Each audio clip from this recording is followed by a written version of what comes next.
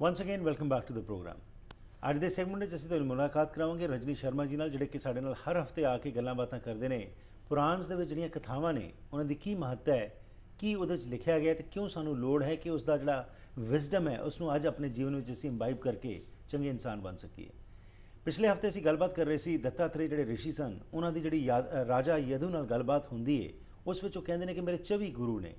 24 ਗੁਰੂ ਜਦੋਂ ਕੋਈ ਸੁਣਦਾ ਤਾਂ ਹੈਰਾਨ ਹੁੰਦਾ, ਸ਼ਾਇਦ ਕੋਈ ਵੱਖਰੇ ਵੱਖਰੇ ਸਰੀਰ ਹੋਣਗੇ, ਜਿਸ ਤਰ੍ਹਾਂ ਕਿ ਆਮ ਤੌਰ 'ਤੇ ਅੱਜ ਅਸੀਂ ਦੇਖਦੇ ਹਾਂ ਕਿ ਬਹੁਤ ਸਾਰੇ ਲੋਕ ਜਿਹੜੇ ਨੇ ਉਹ ਜਿਹੜੇ ਲੋਕ ਨੇ ਉਹਨਾਂ ਨਾਲ ਜੁੜ ਜਾਂਦੇ ਨੇ, ਜਦਕਿ ਜਿਹੜਾ ਸਿਧਾਂਤ ਹੈ ਉਸ ਨੂੰ ਸਮਝ ਨਹੀਂ ਸਕਦੇ। ਲੇਕਿਨ ਦੱਤਾਤਰੇय ਜੀ ਦਾ ਇਹ ਕਹਿਣਾ ਸੀ ਕਿ ਜਿਸ ਚੀਜ਼ ਤੋਂ ਵੀ ਉਹ ਕੁਝ ਸਿੱਖ ਸਕਦੇ ਸੀ ਉਸ ਨੂੰ ਆਪਣਾ ਗੁਰੂ ਧਾਰ ਲੈਂਦੇ ਸੀ। ਅਤੇ ਪਿਛਲੇ ਹਫਤੇ ਇਹਨਾਂ ਨੇ ਜੋ ਗੱਲਬਾਤ ਕੀਤੀ ਕਿ ਸਾਨੂੰ ਦੱਸਿਆ ਕਿ ਈਵਨ ਇੱਕ ਪ੍ਰੋਸਟੀਟਿਊਟ ਜਿਹੜੀ ਸੀ ਵੈਸ਼ਿਆ, ਉਸ ਤੋਂ ਵੀ ਦੱਤਾਤਰੇय ਜੀ ਨੇ ਕਿਹਾ ਕਿ ਮੈਂ ਕੁਝ ਸਿੱਖਿਆ ਹੈਗਾ। ਹੋਰ ਕਿਹੜੀ ਚੀਜ਼ਾਂ ਨੂੰ ਉਹਨਾਂ ਨੇ ਗੁਰੂ ਧਾਰਿਆ ਸੀ, ਆਓ इसी संबंध में जानकारी लेने रजनी शर्मा जी तो। जी Anu ji, once again welcome to the program. Thank you. तो ये सफ़र जो है जी बहुत पिछले 3-4 हफ्ते से हम बात कर रहे हैं कि दत्तात्रेय जी के जो भी उनको कुछ नज़र आता था, जिससे भी कुछ वो सीख सकते थे, उन्होंने उसको गुरु धार लिया। यानी कि एक मकसद था बताने का कि हमेशा ही अपना सोच जो है उसको विशाल रखो और जहाँ मर्जी से आपको कुछ मिलता है सीखने को तो आप सीख जाओ उससे। जी। तो आगे और कौन से चीज़ों से उनको हम कुछ सीख सकते हैं? अभी तो देखिए हरप्रीत जी, हमने देखा कि वो बड़े एलिमेंट्स जो हैं, जल, पृथ्वी, वायु, आकाश, अग्नि, फिर समुद्र, चंद्र, सूर्य, और उसके बाद हमने पिछली बार देखा कि उन्होंने एक वैश्या से सीखा, एक बाण बनाने वाले से सीखा, तो व्यक्तियों से सीखा, इन पदार्थों से सीखा। पर हरप्रीत जी, दत्तात्रेय जी को की जो बुद्धि थी वो इतनी सूक्ष्म और इतनी तीव्र थी कि वो कीट पतंगों से भी सीख सकते थे। तो उन्होंने कहा कि मैंने स्पाइडर से सीखा, मकड़ी। अच्छा। मकड़ी उन्होंने कहा कि मेरा एक गुरु है। तो जब मकड़ी की हम बात करते हैं तो देखते हैं कि वो जो जाला बनाती है वो अपने में से उसको निकालती है, अपने मुंह से निकालती है, फिर उसमें वो पूरा उसको बुनती है और बाद में उसको वो निगल भी लेती है। तो दत्तात्रेय जी ने जब ये देखा तब उन्हें ये विचार आया कि भगवान ने भी सृष्टि की रचना ऐसे ही की।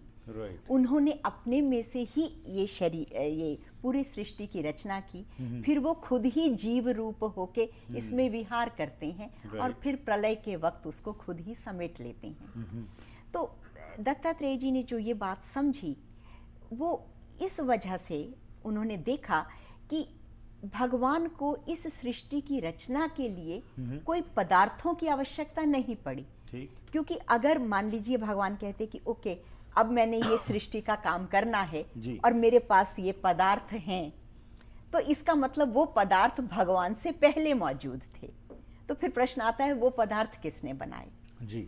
तो इसलिए वो बहुत सूक्ष्मता से उन्होंने सोच के जब मकड़ी को देखा कि उसने अपने में से ही निकाला ये, उसको कोई अलग से पदार्थों की जरूरत नहीं पड़ी। ठीक।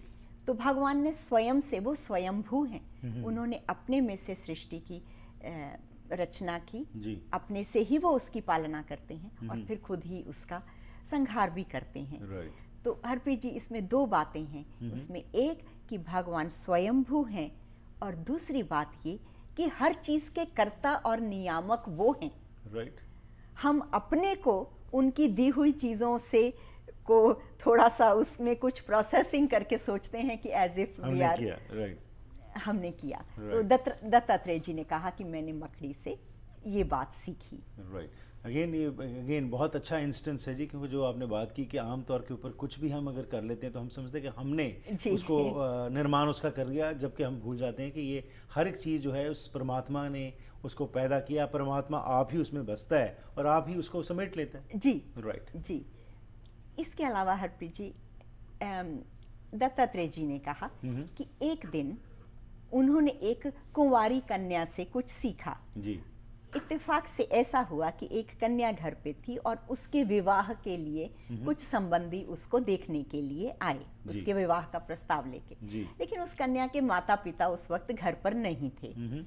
तो अब वो उसने सोचा कि मैं अंदर जाऊं और जाके थोड़ा धान कूट लूं ताकि इनके भोजन की व्यवस्था करनी है, ये जो अतिथि आए हैं मेरे घर में।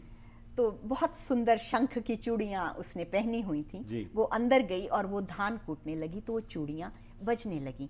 तो वो कन्या एकदम सावधान हो गई क्योंकि उन दिनों में उसके मन में यह आया कि ये जो लोग आए हैं प्रस्ताव लेके, उनको लगेगा कि कन्या को खुद धान कूटना पड़ता है और इनके घर में अभी धान भी नहीं है, तो वो सोचेंगे कि ये दरिद्र परिवार है। तो वो नहीं चाहती थी कि ऐसा पता चले। तो उसने अपनी सारी चूड़ियां जो हैं वो निकाल दी, केवल 2-2 चूड़ियां रहने दी। लेकिन जब उसने दोबारा कूटना तो वो 2 भी आपस में बज रही थी, तो उसने फिर वो भी निकाल के केवल 1 चूड़ी रखी और फिर बड़े आराम से धान कूट के उनको भोजन परोस दिया।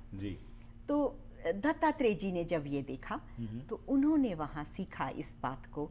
उन्होंने कहा कि जब मनुष्य बहुत लोगों के बीच में रहता है तो कलह होना, कलेश होना, आपस में उनका जो वैमनस्य होना, ये बड़ा स्वाभाविक है। लेकिन जब उसने केवल 2 चूड़ियां रहने दी, इवन 2 लोगों के बीच में भी बातचीत होती है। तो उन्होंने कहा जिस व्यक्ति को साधना करनी है, साधना के लिए उसको अकेले ही रहना चाहिए। अकेले रहने से ही उसका जो उसकी जो कहना चाहिए कि उसकी जो अपनी अंदर की एनर्जीज हैं, वृत्तियां हैं, वो बाहर नहीं जाएंगी। तो दत्तात्रेय जी का जो पूर्ण ध्यान था वो ये था कि किस प्रकार से जो है वो हमको इन सभी वजह से साधना में जो है ध्यान जुड़े, हमारा ध्यान जुड़े। जी, यानी कि आसपास का जो वातावरण है उसका भी जो इम्पैक्ट पड़ता है, इसमें ये भी हम सीख सकते हैं कि उसका बहुत इम्पैक्ट पड़ता है। जी। अगर आप वाकई में ही उस सेल्फ डिस्कवरी की बात करते हैं, सेल्फ रियलाइजेशन की बात करते हैं, तो उसके लिए आपको अकेले ही वो श्रम करना पड़ेगा। उसका बाहरली चीज़ों का जो आपके ऊपर इम्पैक्ट पड़ सकता है, अगर आप उससे बच जाएंगे तो वो बेटर होगा और बहुत मदद मिलेगी। क्योंकि एकांत में जो साधना में गति है वो बहुत ज़्यादा होती है, क्योंकि आपको गहराई से, मन की गहराइयों में उतरना है, तो उससे बहुत मदद मिलती है एकांत से। उसके बाद दत्तात्रेय जी ने कहा मेरा एक गुरु है भृंगी। अच्छा। भृंगी कहते हैं, एक कीड़ा होता है उसको बीटल, मेरा ख्याल अंग्रेजी में उसका नाम है बीटल। जी। तो बीटल की एक बड़ी अद्भुत बात है, वो क्या करता है कि एक कोई साधारण कीड़े को पकड़ के दीवार में या लकड़ी में छेद करके उसमें वो बंद कर देता है उसे। उसके बाद वो क्या करता है कि जैसे ही वो कीड़ा बाहर आने की कोशिश करता है वो उसको डंक मारता है। अच्छा जी। तो ऐसे वो थोड़ी सी बार करता है तो वो कीड़ा डर जाता है और वो बाहर नहीं आता है। लेकिन वो अंदर ही बैठा हर वक्त वो उसका ध्यान करता रहता है उस बीटल का, कि ये जो है अभी आएगा, कोशिश की और मुझे मार देगा, ये करेगा। और हर वक्त वो एक ही चिंतन करता रहता है। और एक बड़ी अजीब एल्केमी जिसको कहना चाहिए, उसके बॉडी में चेंज होती है और वो खुद उसका आकार ले लेता है और वहां से स्वतंत्र होके उड़ जाता है। ये एक बड़ी अद्भुत बात है। और ये बात आमतौर पर जो गुरु हैं उनके लिए कहा जाता है कि कीट न जाने भृंग को कर ले आप समान। कि जो गुरु है, क्योंकि अभी शिष्य को कुछ भी पता नहीं है उस अध्यात्म की दुनिया का, मन के पार की गहराइयों का, जहां गुरु उनको ले जाना चाहता है। जी। लेकिन इस से हमें ये पता चलता है कि अगर राग से भी, द्वेष से भी, चिंता से भी, किसी भी तरीके से पूरा मन अगर किसी में एकाग्र कर दिया जाए तो उसका तुमको स्वरूप प्राप्त हो जाता है। जब मनुष्य को ये बात समझ में आती है कि एक साधारण कीड़ा भी ऐसे कर सकता है, तो भगवान ने मुझे इतनी बुद्धि दी है कि अगर मैं एकाग्रता से भगवान का चिंतन करूं या अपने स्वरूप का चिंतन करूं तो मुझे वो स्वरूप प्राप्त हो सकता है। कांस्टेंट जो है, आप जो कहा कि कांस्टेंट जो थिंकिंग है, उसको अगर आप फोकस करके लगे रहें तो आप जो भी करना चाहते हैं वो कर सकते हैं। क्योंकि ये देखा हमने क्या कि वो कीड़ा उस जाति का भी नहीं, वो बिल्कुल अलग है, लेकिन उसके पंख निकल आते हैं और वो स्वतंत्र होके वहां से निकल जाता है। तो इसी प्रकार से ये जो हमारा शरीर है, इसमें जो आत्म रूपी जो एक पक्षी बंद है जी, और जिस वक्त उसकी हमको स्मृति आती है और हमारा पूरा एकाग्रता से मन और ध्यान और चिंतन उस तरफ लगता है, तो आत्मा इन शरीर के बंधनों को छोड़ के मुक्त हो जाती है और मनुष्य इस देह में रहते हुए भी जीवन उन्मुक्त की तरह रहता है। तो दत्तात्रेय जी ने कहा मैंने भृंगी से ये सीखा। और क्या क्या जी, क्योंकि अभी जो उन्होंने चीज़ें सीखी, बहुत सारी हमने बातें की हैं। एक लेते हैं छोटी सी ब्रेक, वापस आके फिर आपसे और जानकारी लेते हैं कि क्या और कौन सी चीज़ों से दत्तात्रेय जी ने भी, क्योंकि और भी गुरु होंगे इसका मतलब, क्योंकि कांस्टेंट था ये तो, लेकिन 24 तो एक जस्ट एक इंडिकेशन है, यानी कि कुछ भी जो है अगर हमें कोई मौका मिले उससे सीख लें तो वो एक तरह का हमारा गुरु, क्योंकि जिससे हम कुछ सीखते हैं वो तो एक तरह का गुरु ही बन जाता है जी। सो इस ब्रेक के बाद बात करते हैं जी। और थैंक यू।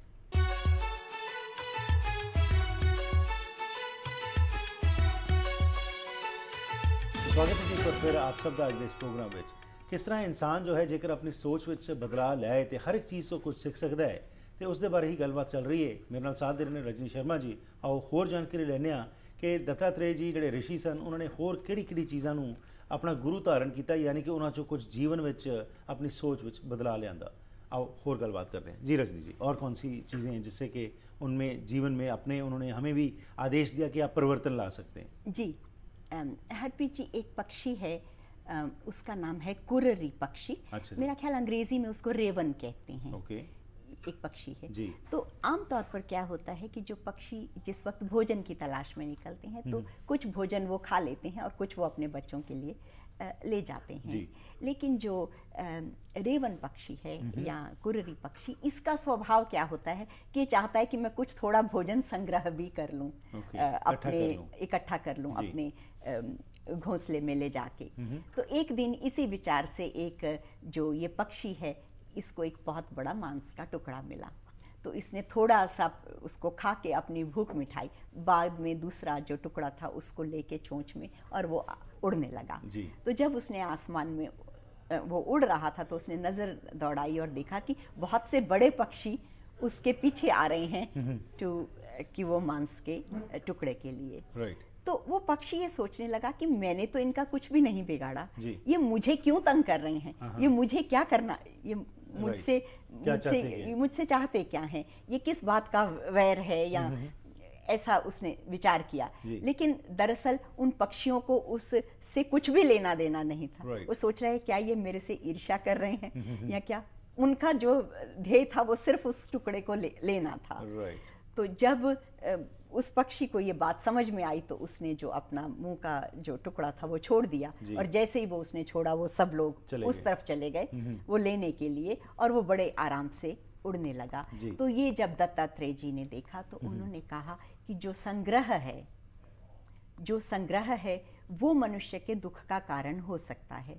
कभी कभी जो है हम धन इकट्ठा करते हैं, लेकिन जो आखिरी के दिनों में जाके वो धन को समेटना और उसके ऊपर बहुत लोगों की कभी कभी निगाह रहती है, और वो अननेसेसरली आपको परेशानियां और चिंता का कारण आपके लिए कभी बन जाता है।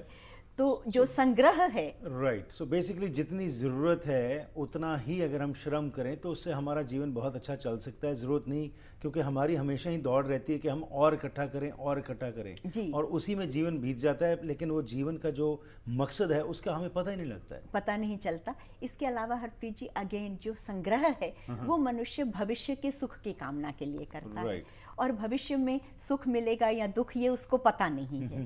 वो सोचता है but may be saving for the rainy day, ऐसा वो सोचता है। लेकिन अगर मनुष्य अपने जीवन में इस तरह से सोचे, केवल एक विचार उसके जीवन में क्रांतिकारी परिवर्तन ला सकता है। वो अगर केवल ये सोचे आज के लिए, आज रात के लिए क्या मेरे पास अनफ है, तो हर मनुष्य के पास आज के लिए मोर देन अनफ है। बिल्कुल जी। वो एक कहावत है ना, कहते हैं कि there is enough for everyone's need but not enough for everyone's greed. क्योंकि आज हम देखते हैं कि आज हम फंस चुके हैं उस ग्रीड के अंदर कि हमें और चाहिए। प्राप्ति के जो हमने मीन्स हैं वो भी गलत तरीकों को अपना के भी हम अपना पेट तो भरना चाहते हैं, ये नहीं देखते कि क्या हम वो अपना पेट भरने के लिए किसी और का तो नहीं नुकसान कर रहे हैं। सो अगर ऐसी एक वृत्ति आ जाए, हमारी सोच में परिवर्तन आ जाए, तो definitely it will create a wonderful world. There will be no problems, no challenges, no issues. जी। तो लोभ जो है वो संग्रह की प्रवृत्ति, लोभ से जो है वो उसको जन्म मिलता है, और वो दत्तात्रेय जी ने वो देख लिया पक्षी के उसमें, तो उन्होंने कहा कि जो संग्रह है वो दुख का कारण है और इससे दूर रहना चाहिए। उसके बाद दत्तात्रेय जी ने कहा कि मेरा आखिरी गुरु जो है वो मेरा अपना शरीर है। मैंने इस शरीर से भी बहुत कुछ सीखा कि किस तरह से इसमें बदलाव आते रहते हैं, बचपन और जवानी और बुढ़ापा ये घटता बढ़ता है और रोगों की बहुलता रहती है इसमें। तो उन्होंने कहा कि भगवान ने जिस वक्त शरीरों की रचना की तो उन्होंने बहुत से शरीरों की रचना की, क्योंकि ये सभी सृष्टि उनकी बनाई हुई है। तो कीट पतंग हैं और फिर दूसरे जानवर हैं और उड़ने वाले पक्षी हैं, लेकिन उन सब में से विलक्षण जो मनुष्य का शरीर हमें मिला है, ये तो समझिए कि ब्रह्म साक्षात्कार के लिए या मुक्ति के लिए खुला हुआ मार्ग है एक तरह से। और उस मनुष्य शरीर को पाकर अगर हम उसका सदुपयोग ना करके उसका दुरुपयोग करते हैं और अपनी डे टू डे लाइफ में इतने ज़्यादा कॉट अप हो जाते हैं कि भूल ही जाते हैं कि इतनी विलक्षण ये हमें चीज़ मिली है और हमने उसकी तरफ कोई ध्यान नहीं दिया, तो कई बार अंत में बहुत पछतावा होता है। बिल्कुल जी, इसीलिए कहा जाता है मन तो ज्योत स्वरूप है, अपना मूल पहचान के, अपना मूल जो है, आधार जो है, अगर हम उसको पहचान लेंगे तो फिर हमें जीवन का मकसद जो है उसका पता चल जाएगा। पर आज हम लोग भूले पड़े हैं, क्योंकि आज जैसे हम व्यस्त हो गए, जैसे आपने बात की इस सारे एपिसोड्स में जो बात की कि हम वो छोटी छोटी चीज़ों में इतना फंस चुके हैं कि हमें अपना पता ही नहीं चल रहा कि क्यों हम इस जहान में आए और हमारा मकसद क्या है। जी, तो दत्तात्रेय जी ने इस तरह से कहा कि ऐसे मैंने बहुत सारे लोगों से सीखा, बहुत सारे गुरु धारण किए, उससे मेरे जीवन में परिवर्तन आया। और परिवर्तन क्या आया, मेरे जीवन की सारी आसक्ति खत्म हो गई। मोह माया इन सब से मैं ऊपर हो गया और फिर मैं अब स्वच्छंदता से सब जगह विचरण करता हूँ। और जो असल में जो भगवान का कि जिस वजह से मैंने जन्म लिया था वो सार्थक हो गया। राजा यदु ने जब ये सुना तो सारा उससे उनको बहुत प्रेरणा मिली। उन्होंने दत्तात्रेय जी की वंदना पूजा करी और उसके बाद अपनी बुद्धि का आश्रय लेके उन्होंने विचार विमर्श किया और खुद साधना में लग गए। दत्तात्रेय जी ने वो सब जीवन से सीखा, लेकिन राजा यदु ने दत्तात्रेय जी से सुन के अपने जीवन में वो परिवर्तन लेके आए और फिर उन्होंने अपना आत्मिक उत्थान किया और वो जीवन मुक्त हो गए। बिल्कुल रजनी जी, जो हमने बात की उसमें से दो चीज़ें स्पष्ट होती हैं। एक तो है कि गुरु धारने की जब बात आती है, आज इंसान ये सोचता है कि हम किसी गुरु को धार लें, वो हमारे पे बख्शिश कर देगा और हमारा सब कुछ ठीक हो जाएगा। हम अपने कोई गलत काम जो करते हैं वो नहीं छोड़ेंगे, जो हमारी सोच है उसमें बदलाव नहीं लाएंगे। लेकिन गुरु धारने का मतलब ये है कि वो शिक्षा जो है उसको हम अपने जीवन में ग्रहण करके उसको रोजमर्रा जिंदगी में लागू करें। और अगर ये नहीं होता तो we have to forget that thing जो हमारे दिमाग में बिठा दी गई है कि आप गुरु धार लो। क्योंकि आज जिस तरीके से ये गुरुडम बाबाडम फैल रहा है उसका यही कारण है कि हमारी जो विवेक बुद्धि जिसकी हम बात करते हैं, हर एक हमारे ऋषि मुनियों ने गुरुओं ने यही कहा कि उस विवेक बुद्धि का इस्तेमाल करके आप जीवन में श्रम करें, एक अच्छा काम करके अपने जीवन को संवारें और साथ में समाज में भी जो है कुछ बेहतरी लाएं। लेकिन आज वो कुछ उलट हो गया। तो ये जो हमने सारा कुछ सुना है इसमें तो यही है कि हर चीज़ में से सीखें, जो भी हमें कहीं से गुण मिल सकता है उसको ग्रहण कर लें। और हरप्रीत जी, ये जो शास्त्र है देखा जाए तो कहा जाता है कि बात जो है वो शास्त्र सम्मत होनी चाहिए। आप जो भी बात कहें, सत्य कहें, वो शास्त्र से आना चाहिए। तो हम देखते हैं कि शास्त्र हमें बता रहा है कि केवल व्यक्ति ही गुरु नहीं हो सकता है। गुरु कौन है? आपके सीखने की क्षमता है। वो जिसको जहां से आपको कुछ ग्रहण करवा के आपके जीवन में परिवर्तन ला सके वो गुरु है। तो और ये बात गुरु मार्गदर्शक है जी। गुरु ने तो एक रास्ता बता दिया तो उसके ऊपर चलो। ए इंसान, तुम उसको समझ के अपने जीवन में ग्रहण करके उसके ऊपर चलो। लेकिन आज जो हमने एक सोच बना ली कि गुरु को धारने से ही हमारी मोक्षा हो सकती है, वो नहीं होगी जी। नहीं, everyone has to carve their own path to salvation. Absolutely. एक तो ये बात है और दूसरी हमने जैसे दत्तात्रेय की उसी में सीखा कि उन्होंने एकांत को महत्व दिया, एकाग्रता को महत्व दिया, लोभ ना करने की वृत्ति को महत्व दिया। तो सारी वृत्तियां जब हम अपने में धारण करते हैं तो अपने आप जीवन में उन्नति होती है। एब्सोल्युटली। एंड देन प्रकृति भी आपने जो बात की थी, पवन गुरु, पानी पिता, माता तरहत महत, हम बात करते हैं कि ये हर एक चीज से बिल्कुल वही चीज बात की कि हर एक चीज को अगर आज जैसे हम एनवायरनमेंट की बात करते हैं तो ये हमारे ऋषि मुनियों गुरुओं ने बहुत पहले बता दिया था कि स्वच्छ रखें, हर चीज़ को, पानी को साफ रखें, वातावरण को साफ रखें। और आज ये 21वीं सदी में हम आज बातें कर रहे हैं ये चीज़ों के ऊपर। तो हमें तो मान होना चाहिए कि हमारे पुराने जो ग्रंथ हैं उनमें ये सब चीज़ें हमें लिख के बता दी गई, लेकिन आज सिर्फ हमें उन्हें सिर्फ हम माथा टेकने तक सीमित ना कर दें, वो जो गुण हमें बताए गए उनको ग्रहण भी करें जी। तो आज आप जो आसपास जो हम देख रहे हैं, आप क्या समझ रहे हैं कि इन चीज़ों का कितना को असर पड़ सकता है अगर हम वाकई में इन चीज़ों के ऊपर चलना शुरू करें? हरप्रीत जी देखिए, जीवन जो है, अगर हम, मैं समझती हूँ कि सारी तो नहीं, अगर लेकिन एक दो सोच भी हमारे मन में दृढ़ता से बैठ जाए जी, तो जीवन में परिवर्तन हो सकता है। सुख, शांति, happiness, at the end of the day that is what we all want, that's our goal. लेकिन ये चीजें हमें मदद करेंगी to reach to that goal. तो आगे आने वाले समय में भी और बहुत सारी कथाएं हैं जो ये लिखी गई हैं। हाँ तो जी। उनके अगले हफ्ते उसमें, क्योंकि आज ये समाप्ति करते हैं, पिछले 3-4 हफ्तों में जो ये हमने सारी बातें की, आपका बहुत बहुत धन्यवाद। Thank you for your time. Thank you. So इस नाल ही करते हैं जी ਅੱਜ ਦੇ ਇਸ ਪ੍ਰੋਗਰਾਮ ਦੀ ਸਮਾਪਤੀ, ਜਿੱਥੇ ਇਹ ਸਾਰੀ ਇਨਫੋਰਮੇਸ਼ਨ ਸਾਡੇ ਹਿੰਦੂ ਭੈਣਾਂ ਤੇ ਭਰਾਵਾਂ ਵਾਸਤੇ ਬਹੁਤ ਇੰਪੋਰਟੈਂਟ ਹੈ। ਪਰ ਮੇਰਾ ਹਮੇਸ਼ਾ ਹੀ ਮੰਨਣਾ ਹੈ ਕਿ ਜਿੱਥੋਂ ਵੀ ਕੁਝ ਬੰਦਾ ਸਿੱਖ ਸਕਦਾ ਹੈ, ਚੰਗਾ ਬਣ ਸਕਦਾ ਹੈ, ਕਿਉਂਕਿ ਹਮੇਸ਼ਾ ਹੀ ਸਾਨੂੰ ਇਹ ਕਿਹਾ ਗਿਆ ਕਿ ਇੱਕ ਸਿੱਖੀ ਅਸੀਂ ਸਿੱਖ ਕੇ ਆਪਣੇ ਜੀਵਨ ਵਿੱਚ ਪਰਿਵਰਤਨ ਲਿਆਈਏ। ਅੱਜ ਸਮਾਜ ਵਿੱਚ ਜਿਹੜੀ ਪ੍ਰੋਬਲਮ ਪੈ ਰਹੀ ਹੈ, ਚੈਲੰਜ ਜਿਹੜਾ ਅਸੀਂ ਵੇਖ ਰਹੇ ਹਾਂ ਕਿ ਅੱਜ ਅਸੀਂ ਸਿਰਫ ਮੰਦਰਾਂ ਗੁਰਦੁਆਰਾਂ ਜਾ ਕੇ ਸਿਰਫ ਪੂਜਨ ਤੱਕ ਹੀ ਸੀਮਤ ਰਹਿ ਗਏ, ਪਰ ਜੋ ਸਾਨੂੰ ਕਿਹਾ ਗਿਆ ਉਸ ਨੂੰ ਅਸੀਂ ਗ੍ਰਹਿਣ ਨਹੀਂ ਕਰ ਰਹੇ। ਆਓ ਸਾਰੇ ਆਪਣੇ ਅੰਦਰ ਵੇਖੀਏ ਕਿ ਅਸੀਂ ਕਿੱਥੇ ਖਲੋਤੇ ਹਾਂ ਤੇ ਕਿਵੇਂ ਇਹ ਬਦਲਾਅ ਲਿਆ ਸਕਦੇ ਹਾਂ, ਕਿਉਂਕਿ ਅੱਜ ਅਸੀਂ ਬਦਲਾਅ ਤਾਂ ਚਾਹੁੰਦੇ ਹਾਂ, ਪਰ ਚਾਹੁੰਦੇ ਕਿ ਸਮਾਜ ਬਦਲ ਜਾਏ, ਅਸੀਂ ਨਾ ਬਦਲੀਏ। ਪਰ ਜਦ ਤੱਕ ਅਸੀਂ ਆਪਣੇ ਆਪ ਤੋਂ ਇਹ ਗੱਲਬਾਤ ਸ਼ੁਰੂ ਨਹੀਂ ਕਰਾਂਗੇ, ਸਮਾਜ ਵਿੱਚ ਕੋਈ ਪਰਿਵਰਤਨ ਨਹੀਂ ਆਉਣ ਦੀ ਉਮੀਦ ਹੈ। ਤੇ ਖਾਸ ਤੌਰ ਤੇ ਆਪਣੇ ਨੌਜਵਾਨ ਪੀੜ੍ਹੀ ਨੂੰ ਇਹ ਜੋ ਸਾਡੇ ਸੰਸਕਾਰ ਨੇ ਚੰਗੇ, ਉਹਨਾਂ ਨਾਲ ਜੋੜ ਕੇ ਜੇਕਰ ਅਸੀਂ ਬੱਚਿਆਂ ਵਾਸਤੇ ਇੱਕ ਰੋਲ ਮਾਡਲਸ ਇਹ ਗ੍ਰੰਥਾਂ ਨੂੰ ਲੈ ਕੇ ਆਈਏ, ਤਾਂ ਉਸ ਵਿੱਚੋਂ ਯਕੀਨਨ ਤੌਰ ਤੇ ਸਾਡੇ ਬੱਚੇ ਵੀ ਸਾਡੇ ਗ੍ਰੰਥਾਂ ਨਾਲ ਜੁੜਨਗੇ ਤੇ ਉਹ ਵੀ ਚੰਗੇ ਇਨਸਾਨ ਬਣਨਗੇ। ਧੰਨਵਾਦੀ ਆਪ ਸਭ ਦੇ ਜਿਹੜੇ ਪਿਛਲੇ ਸਮੇਂ ਦੌਰਾਨ ਤੁਹਾਡੇ ਵੱਲੋਂ ਜੋ ਫੀਡਬੈਕ ਵੀ ਆਈ, ਤੇ ਜੇਕਰ ਤੁਸੀਂ ਵੀ ਕੋਈ ਸਵਾਲ ਹੋਏ ਤੁਹਾਡੇ ਕੋਲ ਤੇ ਇਹ ਇਸ਼ੂਜ਼ ਦੇ ਉੱਤੇ ਕੋਈ ਗੱਲਬਾਤ ਕਰਨਾ ਚਾਹੋ ਤਾਂ ਸਾਡੇ ਨਾਲ ਜ਼ਰੂਰ ਸੰਪਰਕ ਕਰਨਾ। ਡਾਇਰੈਕਟਲੀ ਤੁਸੀਂ ਰਜਨੀ ਜੀ ਨਾਲ ਗੱਲਬਾਤ ਕਰਨਾ ਚਾਹੋ ਤਾਂ 6045949806 ਤੇ ਫੋਨ ਕਰ ਸਕਦੇ ਹੋ, ਤੇ ਸਾਡੇ ਨਾਲ ਗੱਲਬਾਤ ਕਰਨ ਲਈ 604 603 7555 ਤੇ ਸੰਪਰਕ ਕਰ ਸਕਦੇ ਹੋ। ਲੈਣਾ ਆ ਗਿਆ, ਫਿਰ ਮੁਲਾਕਾਤ ਕਰਾਂਗੇ, ਤਦ ਤੱਕ ਗੁੱਡ ਬਾਏ।